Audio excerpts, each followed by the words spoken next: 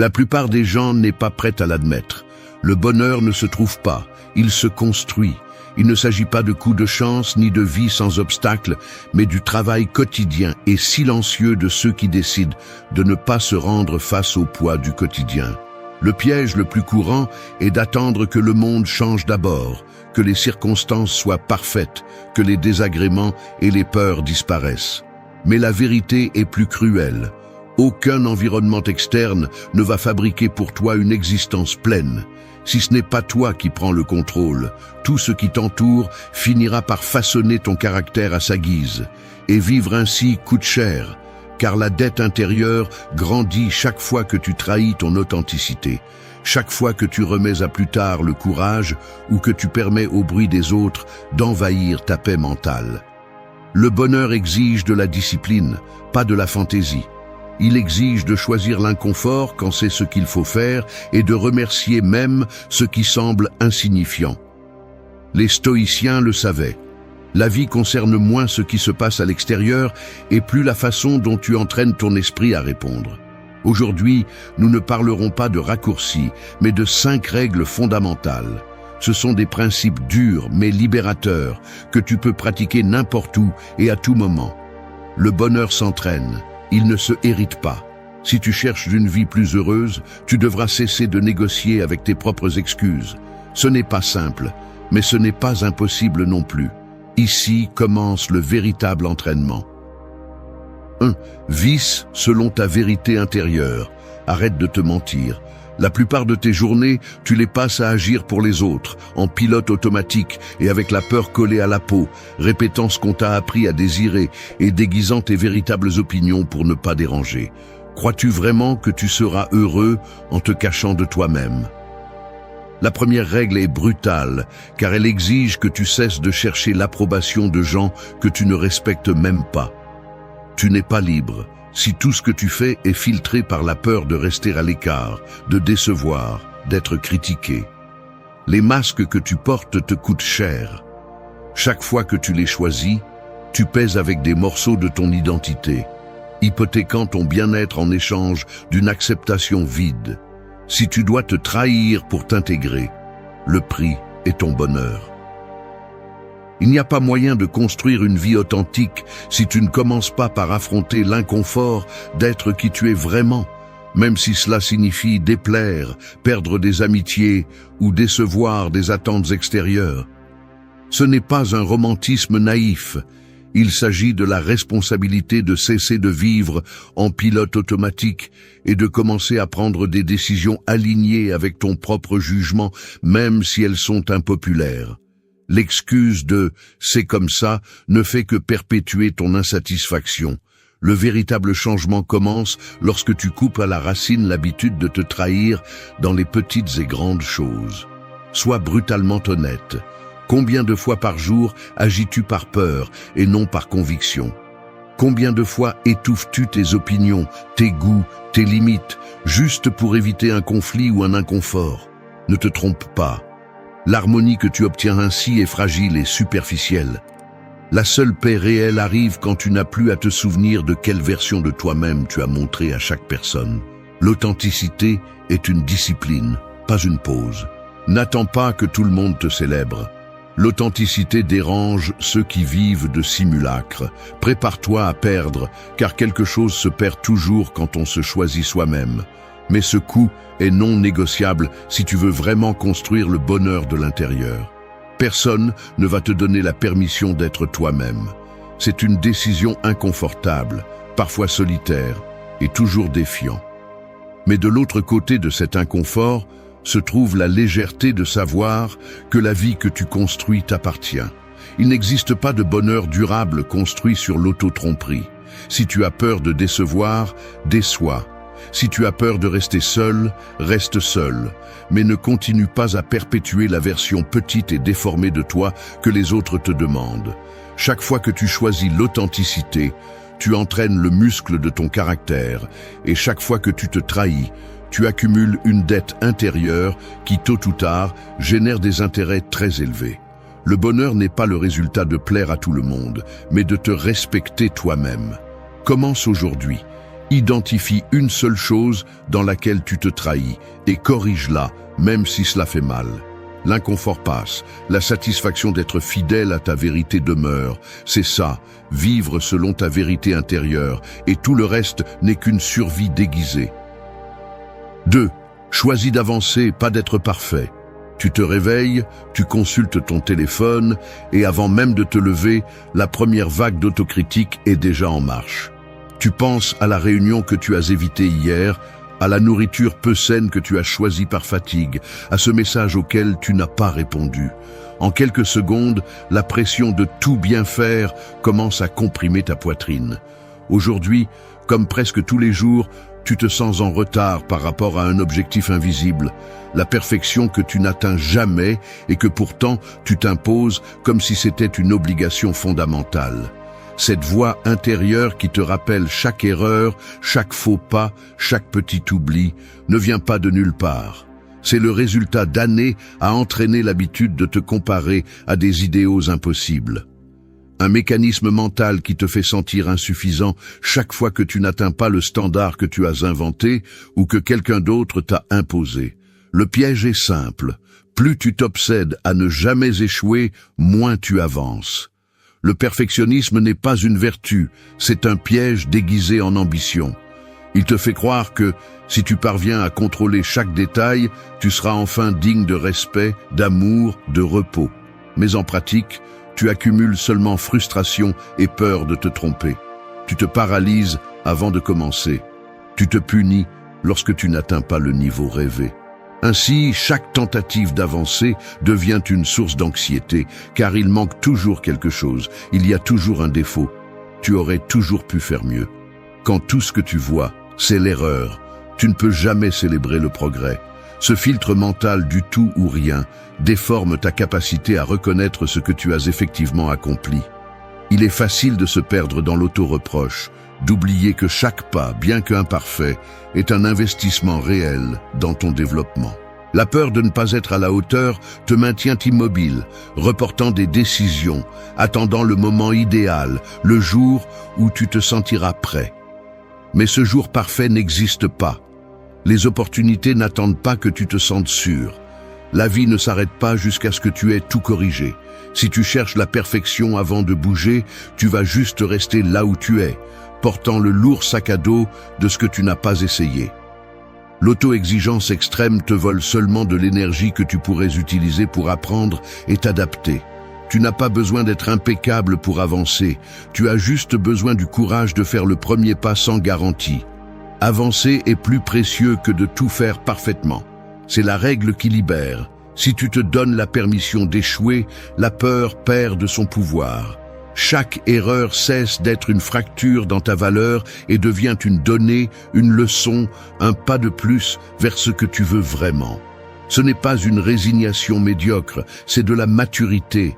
Accepter que l'amélioration se construit à coups d'essais, d'ajustements et de répétitions. La véritable croissance se produit lorsque tu oses bouger même si le doute t'accompagne. Ne plus avoir peur de l'erreur, c'est gagner la liberté d'avancer. La perfection est paralysie, le progrès est pouvoir. Personne ne se souvient du chemin exact qu'il a pris pour s'améliorer, mais tout le monde se souvient de la sensation d'avoir essayé, de ne pas être resté immobile par peur de ne pas faire parfait. Ta vie va changer le jour où tu décideras de valoriser le mouvement plutôt que l'image impeccable. Ne te mesure pas par l'absence d'erreur, mais par l'honnêteté de tes avancées. Au final, le bonheur ne réside pas dans la perfection, mais dans la tranquille fierté de savoir que tu as choisi d'avancer. 3. Fais ce qui est juste même si cela dérange. Parfois, je me surprends à mesurer mes décisions avec une règle extérieure, sachant parfaitement que ce qui est juste ne coïncide pas toujours avec ce qui est confortable. Il y a un point exact où la conscience serre. Et malgré cela, la tentation d'éviter le conflit surgit, de rechercher l'accord facile, de se taire pour éviter cet inconfort immédiat. Mais la vérité est que chaque fois que j'ai cédé, que j'ai choisi le silence, au lieu de défendre une limite ou de soutenir une conviction, je l'ai regretté par la suite. Le coup est invisible au début, mais ils s'accumulent comme une dette intérieure. Chaque fois que tu choisis ce qui est pratique plutôt que ce qui est juste, tu t'éloignes un peu plus de la personne que tu souhaites être. Il ne s'agit pas seulement de grands dilemmes, c'est dans les détails quotidiens que ce muscle s'entraîne, dans la décision de ne pas participer à une conversation que tu sais être mauvaise, dans le refus de suivre une consigne juste parce que tout le monde le fait, dans le simple acte de dire non, même si cela génère de la tension. L'inconfort, en réalité, est un signe que quelque chose de précieux est en jeu. Si tu n'agis que lorsque tout est facile et que personne ne se dérange, ton caractère devient fragile, dépendant du climat extérieur, incapable de soutenir des décisions difficiles. Fais ce qui est juste, même si cela fait mal. Le prix de ne pas le faire est ton intégrité. Le mécanisme est ainsi. L'esprit cherche des raccourcis pour éviter les frictions, rationalise le conformisme et le part de prudence ou de diplomatie, mais au fond, tu sais quand tu justifies une omission pour ne pas faire face à l'inconfort. Il est facile de déguiser l'évasion en intelligence émotionnelle, mais si tu l'analyses avec honnêteté, la différence entre bien agir et agir confortablement est nette. Le confort offre souvent des récompenses immédiates, approbation, tranquillité momentanée, moins de discussions. Mais ce qui est juste, bien que cela fasse mal à court terme, construit une base solide pour ton estime de soi. Car chaque décision inconfortable que tu maintiens par principe te donne une référence interne de valeur. Le vrai bonheur n'est pas le résultat de collectionner des moments agréables, mais de pouvoir regarder en arrière et te sentir en paix avec les décisions que tu as prises, même quand personne ne regardait. Le courage n'est pas l'absence de peur, c'est préférer la vérité au soulagement. Cet entraînement nécessite une vigilance quotidienne. Il ne s'agit pas de devenir un héros moral, ni de rechercher des conflits inutiles, mais de comprendre que la vie est pleine de petites bifurcations où tu peux choisir entre la cohérence et l'auto-tromperie. Accepter l'inconfort comme partie inévitable de faire ce qui est juste est une décision stratégique. Si tu ne poursuis que l'agrément, tu deviens otage du confort des autres. Si tu choisis ce qui est juste, tu gagnes en liberté intérieure. L'inconfort est temporaire, mais le respect de soi demeure. Et oui, il y aura des conséquences. Tu perdras des sympathies, peut-être des opportunités, tu seras obligé de maintenir ta position face aux critiques ou aux regards de désapprobation. Mais le prix à payer pour éviter l'inconfort est bien plus élevé à long terme, car il te vole la possibilité de t'admirer, de construire une vie pleine de sens. Il n'y a pas de raccourci. L'intégrité est un chemin inconfortable, mais c'est le seul qui ne te laisse pas vide. La prochaine fois que tu ressentiras cette impulsion de céder juste pour t'épargner un mauvais moment, souviens-toi que le soulagement est passager, mais ta réputation intérieure reste avec toi. Fais ce qui est juste, même si cela dérange. C'est le seul moyen de construire un bonheur qui ne dépende pas de l'approbation extérieure, mais de la fierté tranquille de savoir que tu as agi selon tes valeurs. C'est le meilleur investissement que tu puisses faire dans ta vie. 4. Défends ta tranquillité mentale. Un esprit sans défense est comme un verre d'eau posé au bord d'une table fréquentée. Le moindre frôlement, la moindre vibration extérieure peut le renverser et répandre son contenu en une seconde. Il y a de petits gestes qui te trahissent. La mâchoire serrée quand quelqu'un t'interrompt avec une critique déguisée en conseil, les épaules tendues en lisant des messages que tu ne t'attendais pas à recevoir. Le pouls accéléré après une réunion où ton avis a été ignoré. Le corps enregistre avant l'esprit le moment exact où ta tranquillité commence à se fissurer. Il n'est pas nécessaire d'avoir un grand conflit pour que l'inquiétude s'infiltre par une minuscule fissure et s'installe dans ta journée. Il suffit d'un mot malveillant, du regard jugeant de quelqu'un que tu ne connais même pas, d'un imprévu qui perturbe l'ordre que tu avais prévu. Tout à coup, tu te retrouves à réagir à des impulsions extérieures, accordant de l'espace mental à des préoccupations qui ne te concernent même pas. Ainsi se perd la clarté. En ruminer des offenses, en anticipant des scénarios qui n'arrivent jamais, en transformant chaque interruption en source d'anxiété. Défendre ta tranquillité mentale n'est pas un acte passif, mais un travail actif et constant, tout comme fermer à clé une porte pour que personne ne passe sans invitation. Les personnes qui ne savent pas poser de limites deviennent une sorte de terrain libre. N'importe qui se sent en droit d'y déposer ses déchets émotionnels, de décharger ses frustrations, d'exiger des explications pour apaiser leur propre insécurité.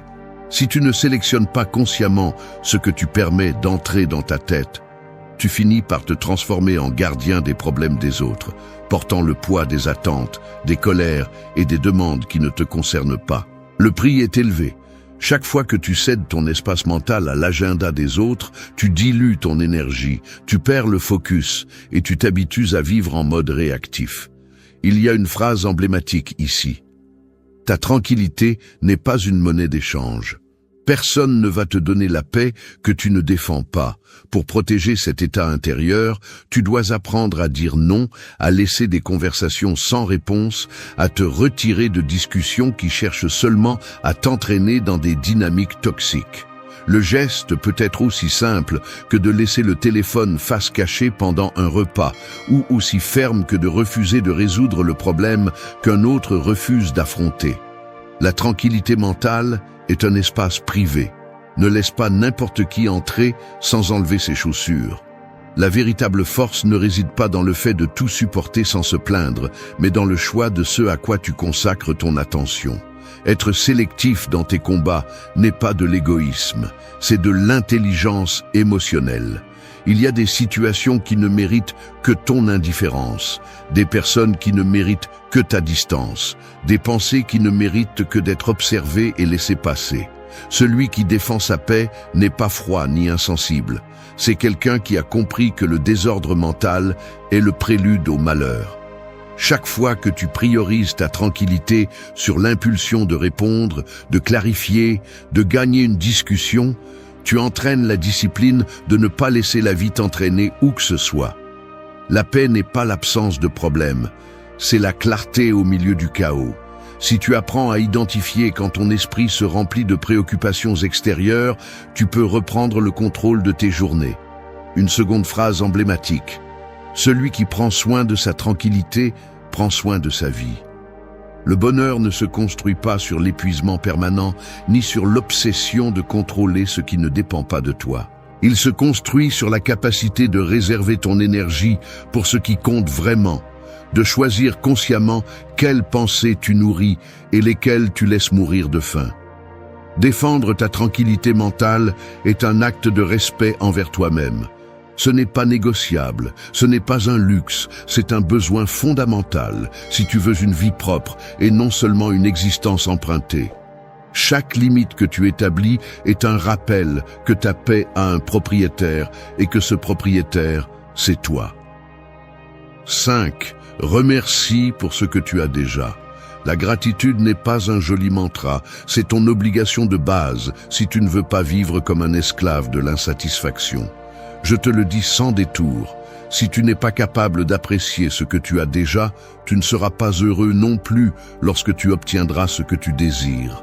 Il y a un piège mental qui te maintient enfermé dans la pénurie, et c'est cette habitude misérable de toujours te concentrer sur ce qui manque, sur ce qui pourrait être mieux, sur ce que les autres ont et que tu n'as pas. Ce filtre n'est pas innocent. C'est un mécanisme d'auto-sabotage qui te vole de l'énergie, te rend aveugle à tes propres progrès et te transforme en mendiant émotionnel attendant des miettes de satisfaction future. La gratitude quotidienne est l'antidote contre cette mentalité de manque, mais il ne suffit pas de réciter des phrases vides ou de faire des listes superficielles. Il s'agit d'entraîner l'œil à trouver de la valeur dans le quotidien, même lorsque la vie ne ressemble en rien à ce que tu as rêvé. Vas-tu continuer à reporter ton bonheur jusqu'à ce que tout soit parfait? Ou vas-tu accepter une bonne fois pour toutes que la perfection est une excuse pour ne pas t'engager dans ton présent?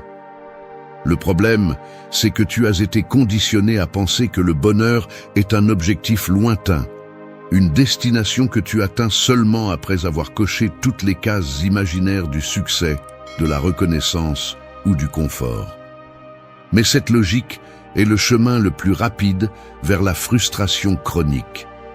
Si tu ne peux pas reconnaître ce que tu as déjà comme suffisant, au moins pour aujourd'hui, rien de ce que tu obtiendras demain ne te comblera. Ce qui te manque ne sera jamais aussi grand que ce que tu ignores en ne regardant pas bien. Arrête de romantiser l'idée que le fait d'être exigeant et de ne jamais être satisfait est un signe d'ambition. En réalité, c'est une forme sophistiquée d'immaturité émotionnelle. Si tu ne t'entraînes pas à la gratitude, ton esprit devient une machine à trouver des défauts, une usine à plaintes, un générateur constant d'insatisfaction. Le manque est une habitude, la gratitude aussi. Ne confonds pas gratitude avec conformisme. Personne ne te demande de renoncer à tes objectifs, ni de te résigner à une vie médiocre. Il s'agit d'une question d'équilibre. Celui qui ne sait pas apprécier le petit ne saura pas non plus profiter du grand. Si tu ne peux ressentir de la satisfaction que lorsque tout est sous contrôle et à ton goût, tu es vulnérable à chaque petite variation, à chaque contretemps, à chaque coup de réalité. Cette fragilité est la recette parfaite pour une vie pleine d'anxiété et de ressentiment. La gratitude est un muscle qui se renforce dans l'inconfort, dans les jours gris, dans les moments où les choses ne se passent pas comme tu l'espérais. C'est là que se mesure ta maturité émotionnelle. Celui qui ne remercie pas pour ce qu'il a mérite de le perdre. Tu as deux options. Continuer à ruminer ce qui manque, accumulant envie, comparaison et déception, ou commencer à regarder avec honnêteté ce que tu as déjà accompli, ce qui fonctionne, ce qui reste malgré tout. Ce n'est pas de la magie, c'est une discipline mentale. Chaque jour où tu choisis de te concentrer sur le présent et de remercier pour ce qui est, tu affaiblis le mécanisme de la pénurie et renforces ta capacité à profiter. N'attends pas de ressentir de la gratitude de manière spontanée. Agis comme un athlète qui entraîne un muscle ignoré. Fais le même si tu n'en as pas envie, même si cela semble forcé, même si ton esprit résiste. Car c'est ainsi que tu cesses de vivre en mode pénurie et que tu commences à construire un bonheur réel qui ne dépend pas de ce que tu obtiens, mais de la capacité à apprécier ce que tu as déjà. Si tu n'es pas capable de remercier aujourd'hui, tu ne sauras pas non plus profiter de demain. Le bonheur n'arrive pas quand tout s'emboîte. Il arrive quand tu apprends à bien regarder. 6.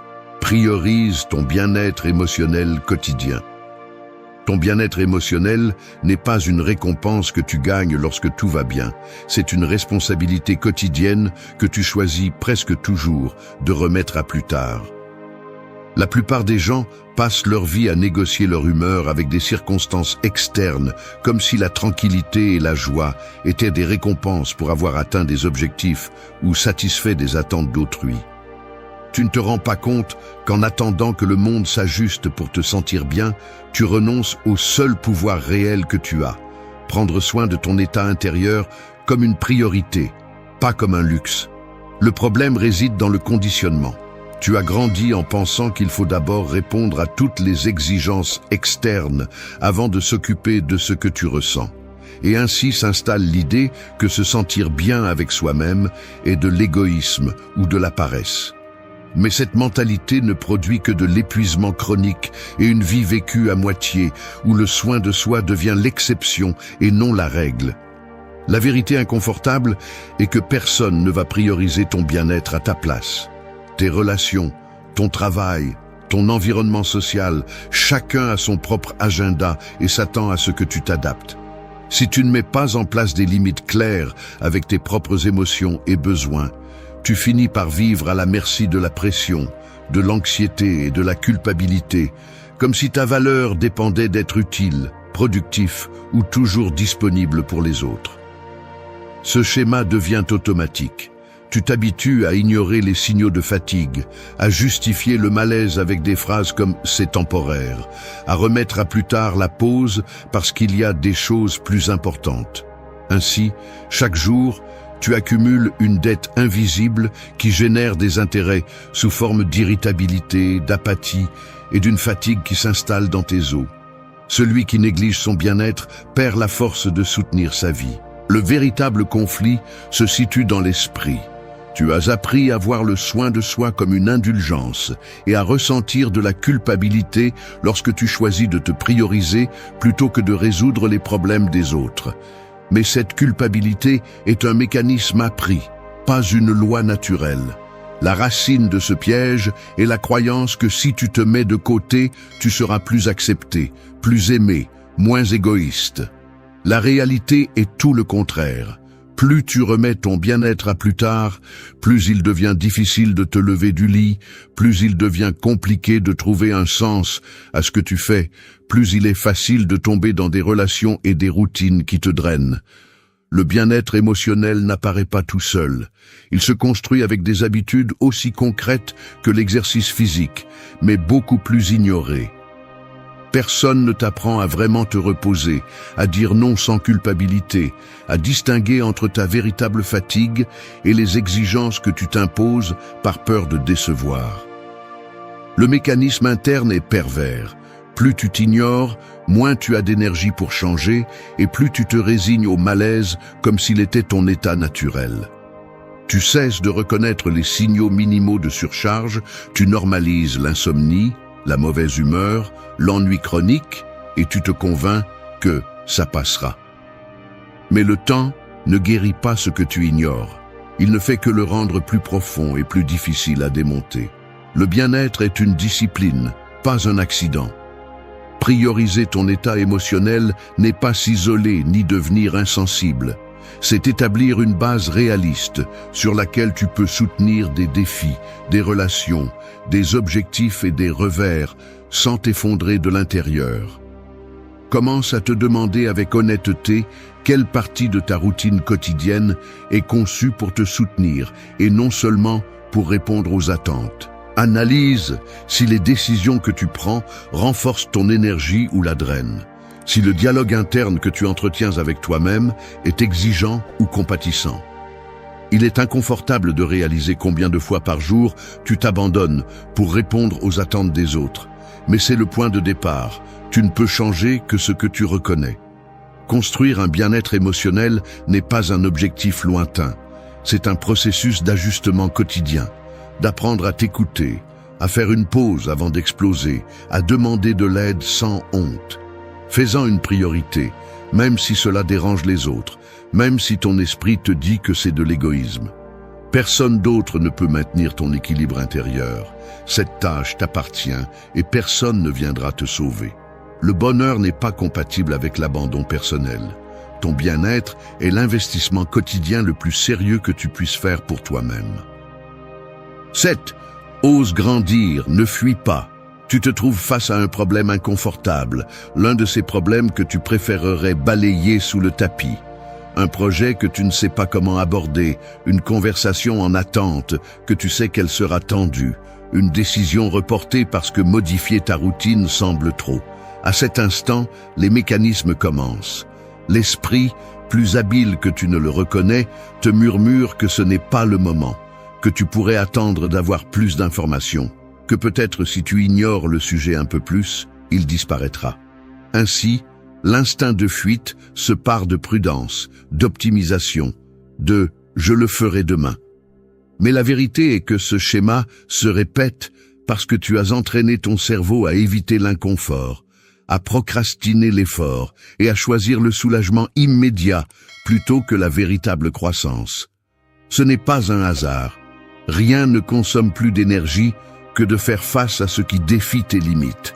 La différence entre grandir et fuir réside dans une décision presque invisible, mais déterminante. Affronter ce qui te dérange, même si tu n'as aucune garantie de succès, ou renforcer l'habitude de fuir, sachant que cela te pèsera doublement par la suite. La croissance ne se sent jamais confortable, la fuite laisse toujours une facture. L'analyse est simple mais brutale. Chaque fois que tu fuis, tu envoies à ton esprit le message que tu n'es pas capable de soutenir la tension, que le conflit te dépasse, que l'apprentissage peut attendre. L'évasion peut prendre de nombreuses formes. Procrastiner, chercher des distractions, rationaliser des excuses, même te forcer à être occupé par des tâches sans importance pour ne pas regarder de front ce qui exige un saut.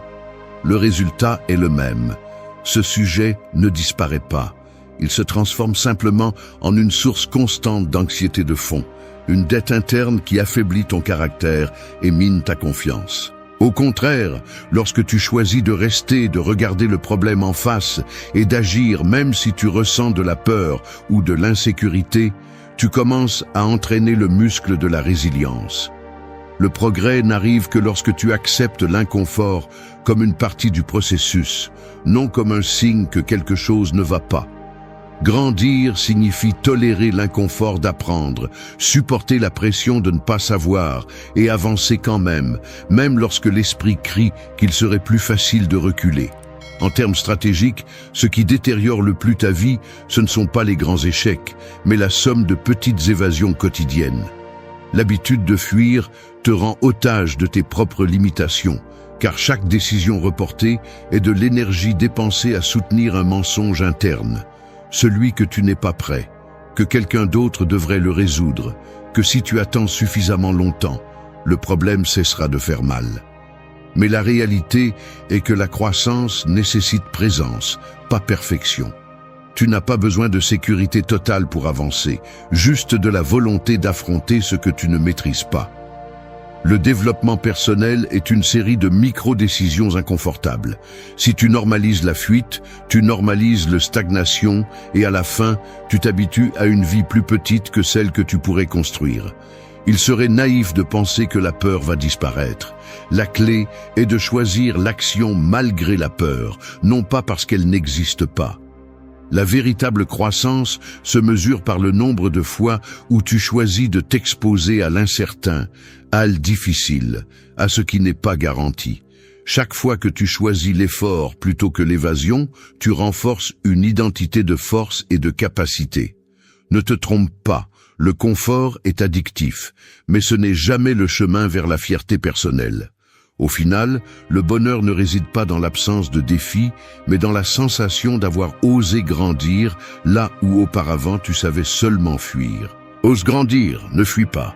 C'est la différence entre une vie élargie et une existence à moitié vécue. 8. Trouver de la valeur dans le quotidien. Je confesse que j'ai du mal à voir de la valeur dans le quotidien. Il y a des jours où je traverse la routine comme quelqu'un qui traverse une rue sans regarder des deux côtés. Café tiède servi dans un gobelet en plastique. L'écran de l'ordinateur illuminant le visage avant que les yeux aient fini de se réveiller. Le salut mécanique dans l'ascenseur. Les mêmes pas vers le bureau. Les mêmes messages qui sont presque automatiquement répondus. Je ressens le poids de la répétition et parfois l'esprit se rebelle. Est-ce tout? Cela a-t-il un sens? Et je réalise comment le désenchantement commence toujours dans le petit, quand je cesse de regarder, quand je traite la vie comme une liste de tâches à rayer pour avancer et non comme une séquence de moments qui méritent mon attention pleine. Il est inconfortable d'accepter que cette insatisfaction ne vient pas de l'extérieur, mais de l'habitude de regarder au-dessus des choses, comme si le quotidien était condamné à être invisible. Le véritable piège réside dans la cécité sélective. Nous entraînons notre regard à rechercher la grandeur, et ce faisant, nous devenons incapables de remarquer la valeur de ce que nous avons, de ce qui se passe pendant que nous poursuivons quelque chose de plus. Il suffit d'observer comment vous tenez la fourchette pendant le repas, la façon dont vous tournez la clé en fermant la porte, la pression avec laquelle vous appuyez vos doigts sur la table lorsque vous pensez. Détails minimes, gestes qui se répètent et qui pourtant sont la base de votre quotidien. Je les ignore, nous les ignorons, jusqu'à ce que la routine devienne opaque et que le sens semble toujours être dans un futur lointain, dans un objectif qui promet satisfaction. Mais la vérité est que la vie ne se vit pas dans de grands jalons. Elle se vit dans la texture du petit, la respiration profonde que vous prenez avant de répondre à un appel inconfortable, le son de l'eau tombant sur les mains lorsque vous vous lavez le visage après une longue nuit, l'odeur de terre mouillée entrant par la fenêtre après une pluie inattendue. Trouver de la valeur dans le quotidien n'est pas du romantisme bon marché. C'est un acte de rébellion contre l'anesthésie émotionnelle. C'est choisir, par discipline, de ne pas passer à côté de ce qui soutient la structure de vos jours. Le problème apparaît lorsque vous exigez que tout soit spécial pour vous sentir vivant. Cet état d'esprit vous enchaîne à la déception perpétuelle, car aucun accomplissement, aucune expérience extraordinaire ne peut compenser l'incapacité à apprécier ce qui est commun. Si vous ne permettez que le bonheur d'entrer dans des événements exceptionnels, le reste de votre vie est relégué à une longue salle d'attente. Mais la maturité réside dans l'apprentissage à voir la richesse là où personne d'autre ne regarde, à ressentir une gratitude réelle en pliant le linge propre, en écoutant le murmure de la ville au petit matin, en partageant un silence avec quelqu'un qui vous tient à cœur. Le quotidien est aussi la vie. Si vous ne découvrez pas comment être présent dans la simplicité, peu importe ce que vous accomplissez, il vous manquera toujours quelque chose, vous serez toujours insatisfait. C'est un entraînement mental. Chaque fois que vous choisissez de bien regarder, que vous vous arrêtez pour savourer un repas même simple, que vous appréciez une conversation authentique, même si elle ne dure que 5 minutes, vous investissez dans un bonheur qui ne dépend pas du spectaculaire, mais de la qualité de votre regard. La valeur ne réside pas dans l'ampleur des événements, mais dans la profondeur avec laquelle vous les vivez. Là où il y a de l'attention, le sens apparaît. Cela semble inconfortable au début, car l'esprit veut de la distraction, veut de nouveaux stimuli, veut sauter d'un désir à l'autre. Mais si vous êtes capable de maintenir votre regard sur l'ordinaire, vous commencez à découvrir que la satisfaction n'est pas un objectif, mais une façon d'être. Le quotidien n'est pas une condamnation, c'est le véritable décor où se joue votre vie. Apprenez à trouver de la valeur dans ce que vous répétez tous les jours, car c'est seulement ainsi que le présent cesse d'être une formalité et devient votre véritable richesse. La plupart ne l'admettent pas, mais la vérité est que de nombreuses vies s'effondrent parce que l'esprit n'a jamais été entraîné à résister. On parle des émotions comme si elles étaient des boussoles infaillibles, mais en pratique, se laisser emporter par ce que l'on ressent est une recette sûre pour la confusion et le regret. Aujourd'hui, le monde applaudit l'authenticité émotionnelle, mais ce qu'on ne vous dit pas, c'est le prix. Des relations brisées, des opportunités perdues, une paix intérieure qui semble toujours être en dette. La vérité inconfortable est que nous ne naissons pas avec un esprit prêt à diriger. Il faut construire ce muscle, jour après jour, avec discipline et détermination. Les stoïciens l'ont compris. La qualité de votre pensée est le filtre qui détermine votre destin. Le désordre émotionnel n'est pas la liberté. C'est un esclavage déguisé. Et seul celui qui ose mettre des limites à ses impulsions découvre ce qu'est la véritable force. Il ne s'agit pas de nier ce que vous ressentez, mais de le remettre à sa place. Une vie gouvernée par l'émotion est fragile, réactive et au fond prévisible. Mais celui qui entraîne son esprit à penser avec vérité et à agir avec clarté devient maître de lui-même. Aujourd'hui, je te mets au défi. Ne prends pas le chemin facile de la réaction automatique. Décide d'être l'architecte de ton caractère, même quand c'est difficile, car seul un esprit discipliné peut soutenir une vie avec un but. La force mentale ne s'hérite pas, elle se forge. Entraîne ton esprit chaque jour. Arrête de te mentir. Ton esprit, si tu ne l'entraînes pas, devient ton pire ennemi.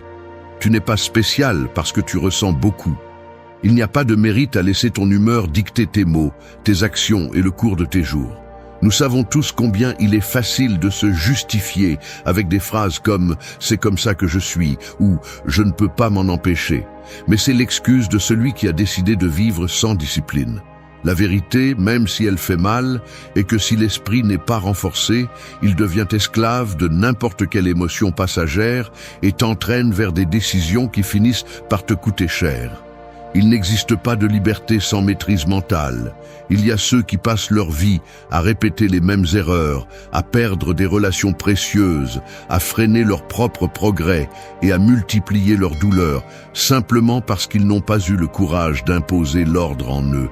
C'est la dure réalité que beaucoup préfèrent ne pas regarder en face. Entraîner l'esprit n'est pas un luxe ni une mode, c'est une nécessité urgente. Ce que tu ne disciplines pas te gouverne. Si tu ne choisis pas tes pensées, ce sont tes pensées qui te choisissent, et la plupart sont faibles, réactives et déformées par des années d'habitudes incontrôlées. Tu vis piégé dans une sorte de dette émotionnelle, payant des intérêts avec ta paix chaque fois que tu laisses l'impulsion gagner. La tranquillité et la force n'apparaissent pas par magie. Elles sont le fruit d'un effort inconfortable et constant. Les gens cherchent des solutions rapides, mais la seule véritable formule est la pratique quotidienne, l'engagement envers la vérité et la volonté d'affronter ses propres mensonges intérieurs. Ton esprit peut être ta prison ou ta liberté. Cette phrase n'est pas un ornement, c'est un avertissement que personne ne devrait ignorer. La culture actuelle te vend l'idée que tout exprimer et se laisser emporter est un signe d'authenticité. Mensonge. Si ce qui te domine est l'émotion sans filtre, tu n'es pas plus authentique, tu es plus vulnérable. Pourquoi certains restent-ils debout quand tout tremble autour? Parce qu'ils ne se permettent pas le luxe de réagir comme des automates poussés par n'importe quel courant émotionnel. Ils ont compris que la clarté et la force intérieure ne viennent que lorsque l'esprit occupe le siège du conducteur et que l'émotion est reconnue, mais pas obéie aveuglément. Il ne s'agit pas de réprimer ce que tu ressens, mais de le mettre à sa place. Les émotions peuvent te prévenir, mais c'est toi qui décides comment répondre. Penser avec vérité, analyser avant de parler, filtrer ce que tu acceptes comme vrai, c'est ça, l'entraînement mental. C'est inconfortable, c'est difficile, mais l'alternative est de vivre comme une feuille au vent, à la merci de tout ce qui se passe dehors et en toi. Discipline-toi ou paie le prix. Il n'y a pas de raccourci. Entraîner l'esprit chaque jour est le seul moyen de cesser d'être l'otage de tes états et de devenir enfin le maître de ta vie. 2. Ne suis pas tes émotions. Tu te lèves tard un matin comme un autre, l'horloge indique plus que ce qu'elle devrait et tu ressens déjà la pression dans ta poitrine. Tout commence parce qu'hier soir, tu t'es laissé vaincre par la paresse et maintenant, la journée commence en pente. La première pensée qui te vient à l'esprit est que rien n'a de sens, qu'il vaut mieux rester un peu plus au lit. Tu décides d'ignorer tes responsabilités simplement parce que tu n'en as pas envie. Et pendant que tu justifies ce choix, tu remarques une séquence familière. Chaque fois que tu procrastines, chaque fois que tu cèdes à l'impulsion, ta journée se termine mal. Ce n'est pas une coïncidence. C'est un schéma qui se répète chaque fois que tu laisses l'émotion tracer le chemin. Tu appelles ça écouter ton corps, être authentique, mais en réalité, c'est de la peur déguisée en sincérité. Accepter toujours le mandat de ce que tu ressens semble légitime, mais c'est la manière la plus sûre de te saboter. À l'intérieur de toi, l'esprit et l'émotion se disputent pour décider de la suite. L'émotion crie, exige une attention immédiate, te convainc que l'urgent est ce qui est important. L'esprit, si tu ne l'as pas entraîné, murmure à peine des arguments faibles. Là se révèle le piège. Tu crois que ce que tu ressens à l'instant est la vérité absolue, alors qu'en réalité, c'est juste une réaction passagère, un reflet automatique de tes croyances, de tes blessures, de tes attentes non satisfaites. Souvent, derrière cette émotion qui te tire, il y a une accumulation de vieilles habitudes, un manque de rigueur interne qui te maintient dans le même cycle que d'habitude. Ce n'est pas du courage de te laisser emporter par la peur ou la tristesse, c'est de la paresse mentale. Ce n'est pas non plus de l'honnêteté de réagir avec colère ou de fermer la porte quand on te blesse. C'est une simple incapacité à te réguler. Chaque fois que tu suis l'émotion sans filtre, le coup se multiplie. Tu perds en clarté, tu perds le contrôle et surtout, tu perds l'opportunité de grandir.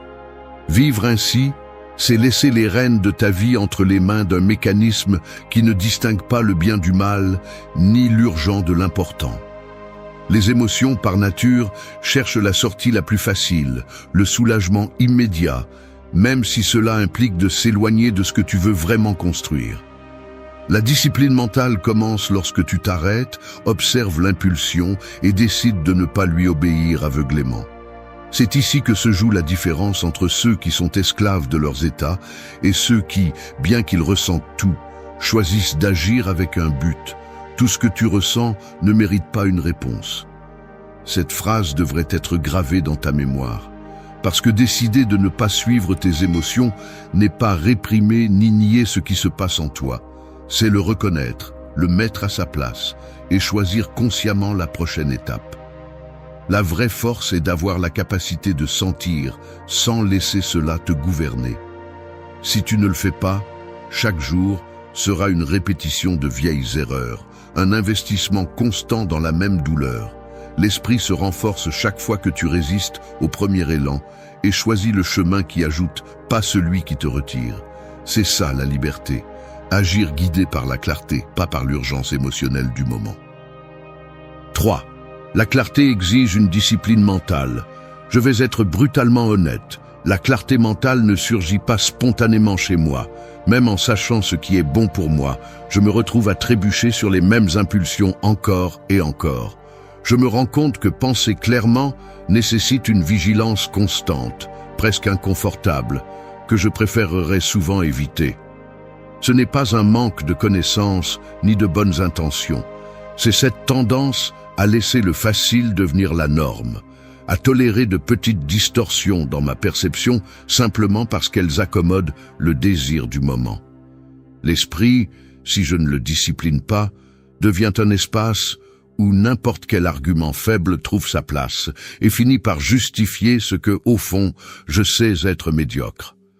La clarté exige de passer chaque pensée au crible du soupçon, de détecter le piège de l'auto-tromperie et d'avoir le courage de se corriger même lorsque personne d'autre ne le remarque. C'est la partie inconfortable. Personne ne vous applaudit pour avoir pensé avec rigueur. Personne ne célèbre le fait que vous arrêtiez une réaction pour l'analyser. La reconnaissance est interne et souvent silencieuse. Ce que j'ai observé, c'est que la clarté n'est pas un état passif ni une qualité qui reste intacte d'elle-même. Elle dépend d'un processus actif de discipline mentale, de mettre des filtres sur les idées qui surgissent, d'examiner l'intention derrière chaque impulsion. Quand je ne le fais pas, le résultat est immédiat. L'esprit se remplit de justifications, de récits biaisés, d'excuses qui me permettent d'éviter l'inconfort de faire face à la vérité.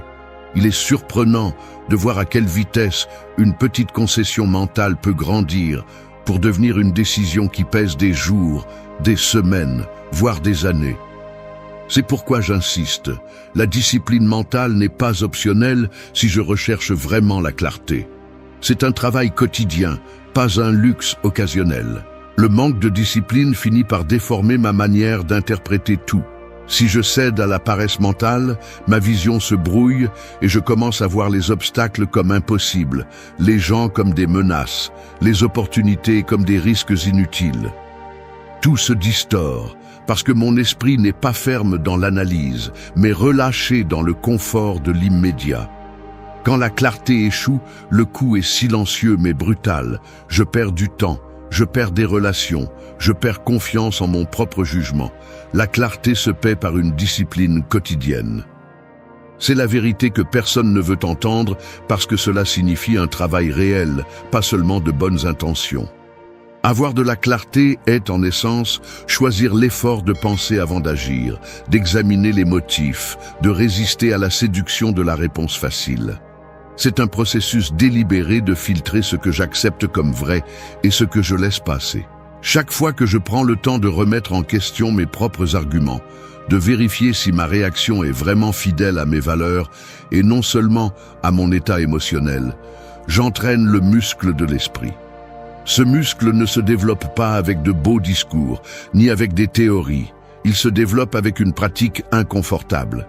Il n'y a pas de clarté sans rigueur. Si je permets à l'esprit de divaguer sans frein, je cède le contrôle et, tôt ou tard, ce que je perds, c'est la direction et le sens. La clarté qui demeure est celle qui se protège chaque jour par une discipline mentale. C'est la différence entre vivre avec un but ou à la dérive. 4. Décide avec raison, pas avec impulsivité. Il y a des décisions qui ressemblent à porter un sac à dos rempli de pierres sans s'en rendre compte. Une après l'autre, chaque réponse impulsive s'ajoute au poids, jusqu'à ce qu'à la fin de la journée, tu ne comprennes pas pourquoi tout te coûte tant. Ce fardeau invisible s'accumule dans les gestes, dans la tension des épaules, dans le regard fatigué que tu évites dans le miroir. C'est ainsi que l'on vit quand on choisit par impulsion plutôt que par raison. Tu deviens prisonnier de réactions automatiques, de chemins mentaux que tu ne remets pas en question, de petites trahisons à ton propre jugement qui se remarquent dans la façon dont tu parles, dans les silences gênants, dans la sensation de ne pas être vraiment maître de ta vie. L'impulsion a la capacité de se déguiser en urgence, de te convaincre que tout ce que tu ressens mérite une réponse immédiate. Mais quand tu t'arrêtes et que tu examines le bilan de ces décisions, tu découvres que tu finis toujours par te devoir à toi-même. Observer une personne dominée par l'impulsivité, c'est remarquer des mouvements anxieux, des réponses brèves, une impatience qui s'infiltre dans le ton de la voix et dans la rigidité des mains. Il n'y a pas de calme dans ces actions, juste une séquence de pansements émotionnels, comme si elle essayait de masquer par des gestes rapides l'insécurité de ne pas avoir réfléchi à chaque pas. En revanche, quelqu'un qui décide avec raison a tendance à se mouvoir différemment. Il respire avant de répondre, soutient le regard. Ses mots ont un poids qui ne dépend pas de l'état émotionnel, mais d'une conviction intérieure. Il ne réagit pas au premier stimulus, mais filtre, examine, attend le moment propice. C'est ça, le véritable contrôle. Ce n'est pas de la froideur ni de la distance, c'est une discipline appliquée au quotidien. C'est préférer la clarté à la décharge momentanée. Décider avec raison, c'est libérer de l'espace pour ce qui compte. Cette phrase devrait être gravée dans chaque esprit aspirant à être maître de soi. La culture te pousse à agir rapidement, à ne pas rester en arrière, à sauter devant le moindre inconfort. Elle te dit que si tu n'exprimes pas tout ce que tu ressens, tu te trahis. Mais personne ne parle du prix. Les occasions perdues à cause de paroles prononcées sans réflexion. Les conflits inutiles qui éclatent par manque de contrôle sur l'impulsion. Les longues nuits où tu te reproches de ne pas avoir attendu une seconde de plus avant de décider. L'esprit entraîné n'est pas celui qui réprime, mais celui qui traite, qui examine la valeur réelle de chaque émotion avant de lui accorder du pouvoir. Tu as vu des gens ruiner des relations, perdre des emplois, gaspiller des années, tout cela parce qu'ils ont confondu intensité et vérité, précipitation et sagesse. Ce ne sont pas les émotions qui ruinent la vie, mais l'habitude de leur obéir sans filtre. Décider avec raison n'est pas un geste héroïque, c'est une habitude construite dans le petit. Faire une pause avant de répondre, respirer quand la poitrine brûle, se demander si l'action ajoute ou soustrait. Il n'y a pas de croissance sans cette pause consciente. L'impulsion construit le chaos, la raison construit le destin. Si tu veux une vie qui avance, qui ne répète pas les mêmes erreurs qu'auparavant, tu dois entraîner ton esprit pour que la décision ne jaillisse pas de l'urgence, mais de la clarté. Au final, chaque jour est une nouvelle occasion de choisir quelle pierre tu portes et laquelle tu laisses derrière. Cela, et seulement cela, détermine ta liberté. 5. Fais de ton esprit ton leader. Arrête de jouer le spectateur. Ton esprit commande ou ta vie s'effondre. C'est aussi simple que ça. L'excuse d'être trop sensible ou que c'est comme ça que tu réagis est le déguisement préféré de ceux qui abandonnent avant même de commencer. Ne te trompe pas. Chaque fois que tu te laisses emporter par ce que tu ressens sans y mettre un minimum de contrôle, tu abdiques du seul pouvoir réel que tu as. Il n'y a pas d'autocompassion qui justifie de vivre en pilote automatique, obéissant à des impulsions qui ne te laissent que des factures impayées. L'esprit est le leader que tu choisis ou le tyran que tu tolères. Si tu ne lui imposes pas de discipline, tu deviens l'otage de tes pires habitudes et de tes pires journées. Arrête de chercher des coupables à l'extérieur. Ce n'est pas la vie qui te sabote. C'est toi-même en permettant à chaque émotion de s'asseoir dans le fauteuil de commandement. La réalité est brutale. Personne ne prospère en laissant son monde intérieur se désorganiser. Les personnes qui avancent, qui ne se brisent pas au premier coup, sont celles qui ont compris que l'esprit exige un entraînement quotidien et que toute tolérance à l'auto-tromperie se paie cher. Le confort mental, se laisser aller vers ce qui est facile, est la recette parfaite pour une existence médiocre et répétitive. Si tu ne prends pas le contrôle, l'esprit se remplit de raisons inventées, de justifications bon marché, de petites concessions qui s'accumulent jusqu'à t'étouffer. Tu n'as pas besoin de discours motivants ni de belles phrases. Tu as besoin de rigueur. Fais de ton esprit ton leader, même si cela fait mal, même si cela dérange. Un esprit fort ne naît pas de la chance, mais de l'habitude de remettre en question chaque impulsion, de ne pas lâcher le volant quand l'émotion serre. Si tu continues à fonctionner en mode automatique, ton destin sera le même que d'habitude. Des relations brisées, des opportunités gâchées, une sensation constante de dérive. Les émotions veulent des raccourcis, mais une vie qui en vaut la peine se construit avec des décisions fermes, pas avec des décharges impulsives. Accepte une bonne fois pour toutes que l'authenticité ne consiste pas à obéir à chaque état intérieur, mais à diriger depuis la vérité, même quand il est plus facile de se taire ou de céder à la fatigue. Le leadership mental n'est pas théorique. Il se démontre lorsque tu refuses de répéter tes vieilles erreurs, lorsque tu choisis l'action qui ajoute même si cela coûte, lorsque tu fais face à tes justifications avec une honnêteté brutale. Qui ne gouverne pas son esprit ne gouverne rien. Cette phrase devrait faire mal, car c'est le miroir que personne ne veut regarder. Ne cherche pas de miracles externes. La paix, la force, la direction commencent le jour où tu cesses de négocier avec tes faiblesses et décides d'entraîner ton esprit comme ton principal atout. Chaque pensée non filtrée est une fissure dans ton caractère. Chaque impulsion non questionnée, une fracture dans ton destin. Fais de ton esprit ton leader, et tu verras comment la qualité de tes journées change. Si tu oses prendre les rênes, tu découvriras que la véritable liberté ne se ressent pas, elle se construit. 6. Remets en question tes pensées avant de parler. Personne ne te prévient assez. La plupart de tes pensées ne sont pas des vérités, ce sont des distorsions déguisées en certitudes. Tu crois que parce que tu as une idée en tête, elle mérite d'être lancée dans le monde. Mais la réalité est que l'esprit, si tu ne l'examines pas, devient une usine à suppositions, à jugements hâtifs et à arguments contaminés par de vieilles blessures. Avant d'ouvrir la bouche, tu devrais te demander si ce que tu penses est le résultat d'une analyse honnête ou simplement le reflet automatique de peur, de ressentiment et d'attentes non satisfaites.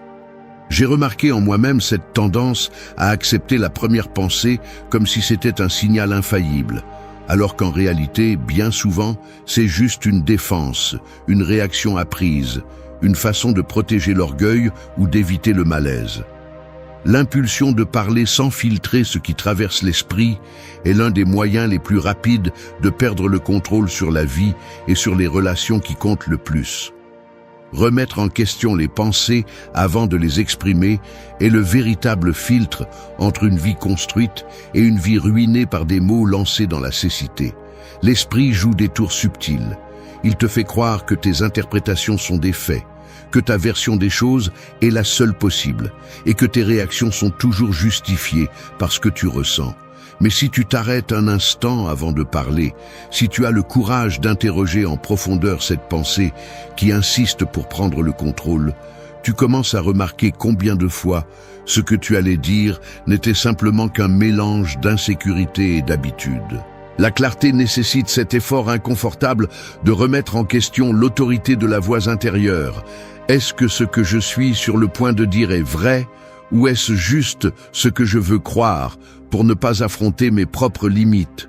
Dans cet espace bref entre penser et parler se joue la différence entre le conflit et le respect, entre la destruction et la croissance.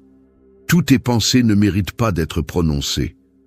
Cette phrase devrait être un rappel constant, car la discipline de filtrer avant de parler est ce qui sépare ceux qui avancent de ceux qui vivent enchaînés aux conséquences de leur impulsivité. J'ai vu comment un mot lâché sans réflexion peut créer une dette émotionnelle impossible à régler. Il m'est inconfortable de reconnaître combien de fois j'ai blessé, éloigné ou affaibli la confiance simplement parce que j'ai refusé d'examiner honnêtement mes propres pensées avant de les rendre publiques. L'entraînement mental inclut cette étape, mettre chaque idée à la lumière de la vérité, désamorcer le mécanisme de la réaction automatique et me demander si ce que je vais dire ajoute, construit ou n'est qu'un déversement déguisé en sincérité. Parler sans filtre, c'est laisser ta vie entre les mains du hasard. Si tu cherches vraiment une vie solide et des relations qui résistent, apprends à te méfier de tes premières pensées. La discipline consiste à faire une pause, à examiner l'origine de ce que tu penses et à décider en toute conscience si cela mérite d'être dit. Car un mot non remis en question peut te coûter des années de paix, et personne d'autre ne paiera ce prix à ta place. 7. Les émotions sont des signaux, pas des chefs. Tu sens comment ton cœur s'accélère à peine tu lis un message inattendu sur ton téléphone. Un simple texte change la température de ton corps. Tu commences à construire des histoires en quelques secondes. Et, avant même de t'en rendre compte, tu as déjà une réaction prête à être envoyée. Cette tension dans ta poitrine n'est pas un accident. Ton système émotionnel s'active et tout ton organisme te pousse à répondre rapidement, à clarifier, à te défendre ou à chercher une réponse qui apaisera cet inconfort immédiat. À ce moment-là, il semble impossible de différencier ce que tu ressens de ce que tu devrais faire. Mais si tu prends le temps d'analyser le mécanisme, tu verras que ce que tu appelles intuition ou vérité émotionnelle est en réalité un signal biologique, une alerte du corps qui te prévient simplement de quelque chose. Ce n'est pas un ordre, c'est un avis. L'erreur la plus courante est de confondre ce signal avec une directive indiscutable. Et alors tu agis sans filtre, comme si l'émotion savait ce qui est le mieux pour toi. C'est ainsi que commencent les malentendus, les réponses hâtives, les discussions qui se compliquent simplement parce que personne n'a pris le temps de filtrer ce qu'il ressentait avant d'agir. Le processus est simple, mais létal, si tu ne l'identifies pas. L'émotion arrive d'abord parce qu'elle est faite pour te protéger rapidement, pour te donner des informations sur une menace potentielle, une perte ou un désir urgent. Sa fonction n'est pas de décider à ta place, mais de t'avertir qu'il y a quelque chose qui mérite de l'attention. Le problème est que, s'il n'y a pas un esprit entraîné derrière, l'émotion devient chef et la raison est reléguée au fond, n'apparaissant que lorsqu'il est déjà trop tard. C'est la racine de nombreuses décisions impulsives qui se transforment ensuite en poids accumulés, des mots lancés sans réfléchir, des promesses brisées, des portes fermées par fierté, des opportunités gâchées par peur. L'esprit non entraîné accepte n'importe quelle émotion comme un mandat et en paie le prix sous forme de conséquences qui durent bien plus longtemps que l'impulsion. Si tu analyses honnêtement les moments où tu as perdu ton calme ou cédé à l'anxiété, tu verras que l'émotion t'a donné une information, mais la réaction était la conséquence de ne pas l'avoir filtrée par la raison. Il est essentiel de comprendre cela. Les émotions montrent où se trouve la tension, le désir ou la blessure. Mais seul l'esprit discipliné décide de la prochaine étape. Il ne s'agit pas de nier ce que tu ressens, mais d'apprendre à l'interpréter. La clarté arrive lorsque tu peux regarder ton état intérieur et te demander « Est-ce juste une réaction automatique ou est-ce une donnée utile pour mieux décider ?» C'est là que se définit le leadership mental. Laisser l'émotion diriger, c'est renoncer à ton jugement. L'utiliser comme signal, pas comme chef, est le véritable acte de liberté. Chaque fois que tu choisis de répondre depuis la clarté et non depuis l'urgence émotionnelle, tu renforces ton caractère. C'est aussi simple que cela. Les émotions sont le système d'alarme, mais c'est toi qui décides s'il faut évacuer le bâtiment ou simplement ouvrir une fenêtre. Ressens, mais n'obéis pas aveuglément. C'est la différence entre une vie à la dérive et une vie dirigée. Ton esprit doit être le leader, les émotions seulement le radar. 8. Protège ta paix intérieure avec fermeté. Je n'ai pas facile à l'admettre, mais ma paix intérieure a été, trop souvent, la première ressource que je sacrifie dans la journée. Il suffit d'un geste mal interprété, d'un message au ton inapproprié ou d'une petite contrariété pour que tout mon état intérieur se contamine. Et, sans m'en rendre compte, Je cède le contrôle de ma tranquillité à n'importe quel facteur externe. Je sens mon corps tendu, ma mâchoire serrée. Le rythme de ma respiration s'accélère et à cet instant, le monde se réduit à ce problème minime qui, pour une raison quelconque, je laisse grandir jusqu'à tout envahir. Je me suis vu défendre mon point de vue avec une intensité absurde, juste pour ne pas tolérer l'inconfort de rester silencieux. J'ai remarqué comment une mauvaise nouvelle peut me voler ma sérénité pendant des heures, même lorsque, objectivement, rien de grave n'a changé. Il est humiliant de constater que la paix, cet état qui devrait être mon refuge, est si fragile lorsque l'esprit n'est pas entraîné à la protéger avec fermeté. Il est curieux de voir dans le corps, lorsque l'esprit n'a pas mis de limites claires. Le dos se courbe, les yeux cherchent le sol, l'estomac se ferme et la voix tremble en parlant, comme si tout mon système était programmé pour perdre sa stabilité face à n'importe quel stimulus. Dans ces moments-là, la paix intérieure semble un luxe, quelque chose hors de mon contrôle, et je me surprends à chercher des coupables à l'extérieur, comme si le monde avait l'obligation de ne pas me déranger. Mais la vérité est plus inconfortable. La paix ne se perd pas, elle se donne. Chaque fois que je permets à une émotion de dominer ma réaction, je cède un espace mental précieux. Chaque fois que je laisse une opinion extérieure définir ma journée, je renonce à ma souveraineté intérieure. C'est un mécanisme presque invisible. Je justifie l'irritation, je normalise le ressentiment, et à la fin de la journée, la seule chose que je récolte est la fatigue et la sensation de m'être trahi moi-même. Protéger la paix intérieure exige un effort plus physique qu'il n'y paraît. Il ne s'agit pas d'attendre que les circonstances soient favorables, mais de construire, geste après geste, une défense consciente. Je ferme les yeux, j'inspire profondément et je décide de ne pas m'impliquer dans chaque provocation, de ne pas répondre à chaque stimulus, de ne pas laisser l'extérieur s'installer dans mon espace le plus intime. Il y a une dignité silencieuse à ne pas réagir, à garder son calme même lorsque l'environnement invite au chaos. La paix est une frontière, pas un cadeau. Cette phrase, je la garde gravée dans les jours difficiles car elle me rappelle que personne ne défendra ma sérénité à ma place. Il est de ma responsabilité personnelle de protéger mon intérieur, de fixer des limites claires et d'être implacable avec ce que je permets d'entrer dans mon esprit. Si je cède à chaque pression, si je baisse ma garde face à chaque désagrément, ma vie devient une succession de sursauts et de pertes inutiles. La véritable fermeté ne se voit pas dans la façon dont tu fais face aux grands problèmes, mais dans la vigilance quotidienne face aux petites attaques à ta tranquillité. Ce n'est pas un acte héroïque, c'est une habitude. Choisir chaque matin de ne pas céder ma paix à la première chose qui se produit. Défendre ta paix, c'est défendre ta vie. C'est ce que la plupart des gens ne comprennent pas, et c'est pourquoi ils vivent fatigués, dispersés, sans un noyau solide auquel revenir.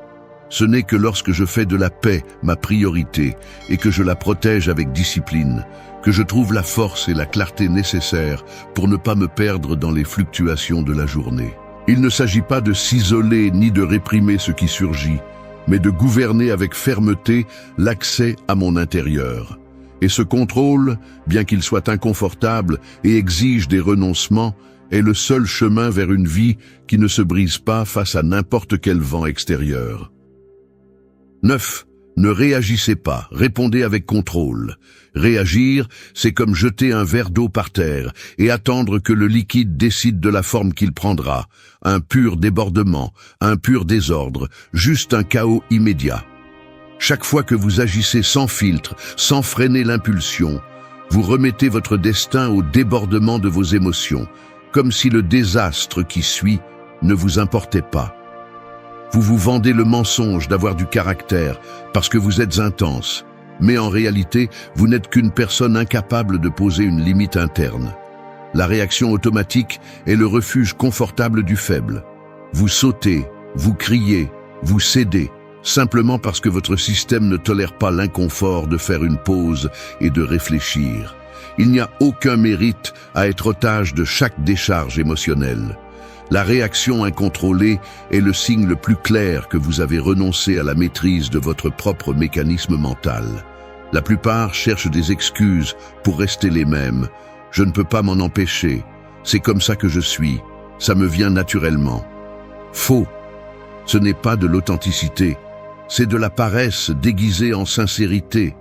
Celui qui répond avec contrôle n'est ni plus froid ni plus distant. C'est simplement quelqu'un qui ne tolère pas de vivre aux dépens de ses propres faiblesses. Contrôler la réponse n'est pas de la répression, c'est sélectionner avec une précision chirurgicale ce qui mérite de sortir de vous et ce qui est mieux de laisser mourir dans le silence. Si vous n'êtes pas capable de mettre ce filtre, votre vie sera une somme de conséquences que vous ne vous souvenez même pas avoir choisies. Chaque réaction incontrôlée est une fracture invisible dans votre caractère, une occasion manquée de construire respect, clarté et but. Ne confondez pas vitesse avec intelligence ni intensité avec vérité. Celui qui réagit est toujours en retard par rapport aux faits, ramassant les morceaux de ce qu'il a brisé dans la précipitation. Cessez d'attendre que la vie vous récompense pour votre sincérité brute.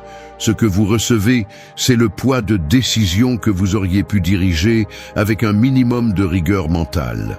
La véritable discipline se trouve dans la seconde inconfortable, juste avant de déclencher la réponse automatique.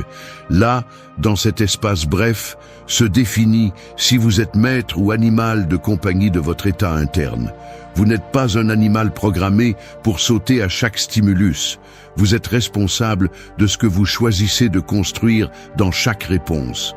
Vous n'êtes pas ce que vous ressentez, vous êtes ce que vous décidez de faire avec cela. Cette phrase devrait faire mal, parce que si vous continuez à réagir sans contrôle, je vous garantis que chaque jour, vous accumulerez une dette que vous ne pourrez payer qu'avec plus de fatigue, plus de culpabilité et moins de dignité. Le véritable pouvoir réside dans le fait de répondre avec contrôle, de transformer l'énergie de l'impulsion en clarté appliquée. Ce qui est difficile, ce n'est pas de ressentir, c'est de ne pas obéir aveuglément.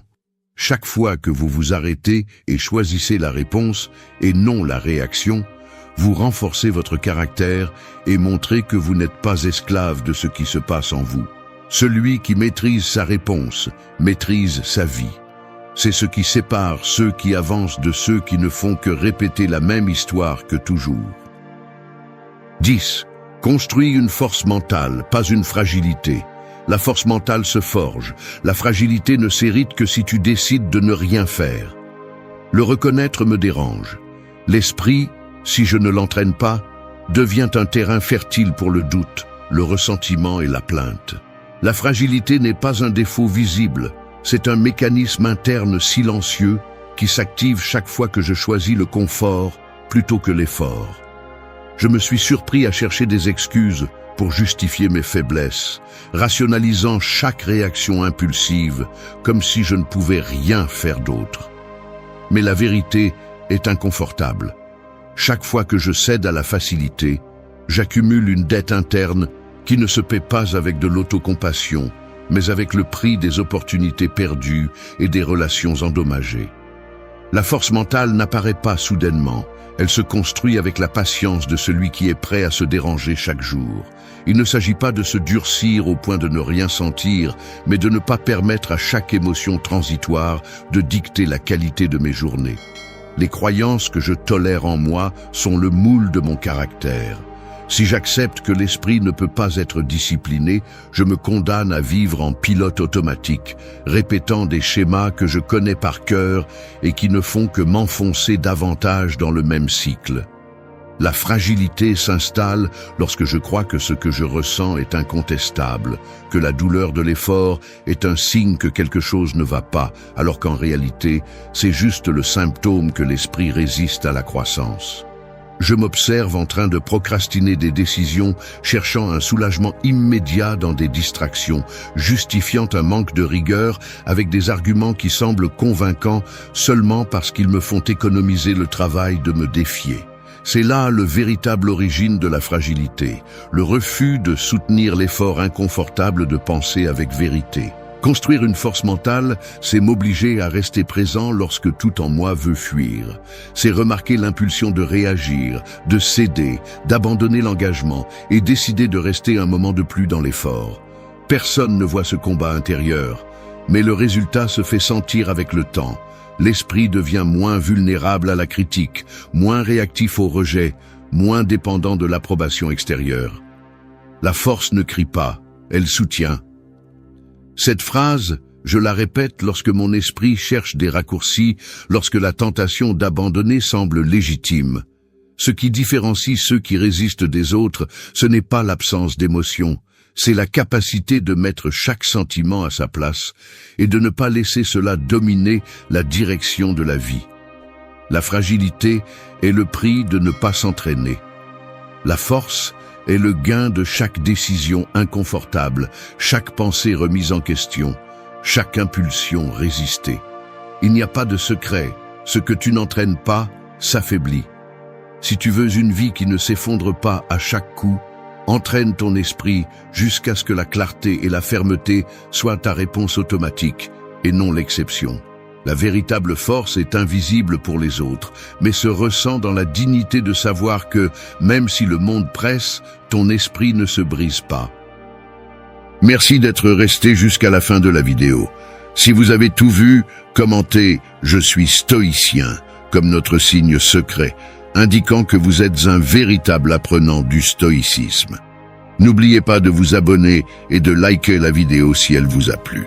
Rendez-vous dans la prochaine vidéo et rappelez-vous, continuez à cultiver votre esprit stoïque.